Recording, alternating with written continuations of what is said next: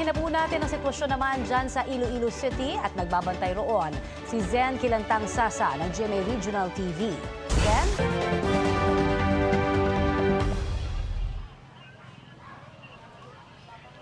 Connie, parami na ang mga bumoboto dito sa Baluarte Elementary School na pinakamalaking voting center sa Iloilo City na may 26 clustered precincts.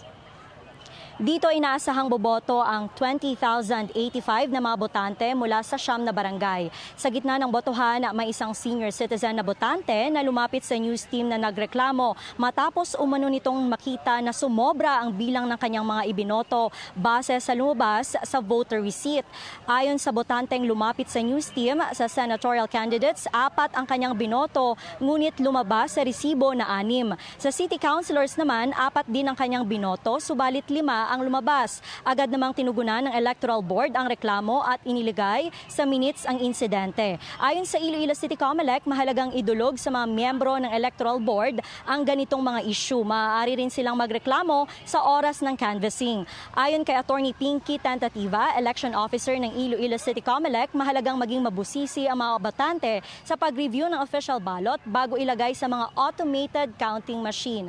Connie, yan ang latest mula rito sa Iloilo City. Ako si Zen Kilantang Sasa ng GMA Integrated News. Dapat totoo para sa eleksyon 2025. Oo, Zen, na-explain ba nung mga nandiyan na Election Board of Inspectors kung paano magiging proseso? Kung halimbawa, yung mismong nagrereklamo, kailangan ba siyang humarap doon sa COMELEC para sabihin na talagang meron siya na-encounter na sobra doon sa binoto niya? Paano ba yon?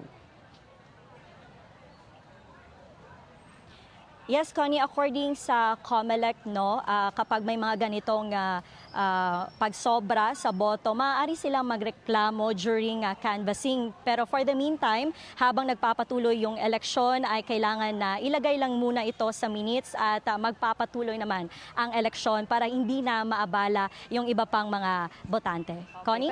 pero ito ay mangyayari after na, kumbaga talagang pag-iimbestigahan na, saka sila ipapatawag, ganun ba, Zen? Yes, Connie, if yung complainant ay ready o handa na magreklamo sa Board of Canvassers. Alright, maraming salamat sa iyong update sa amin, Zen Kilantang Sasa ng GMA Regional TV.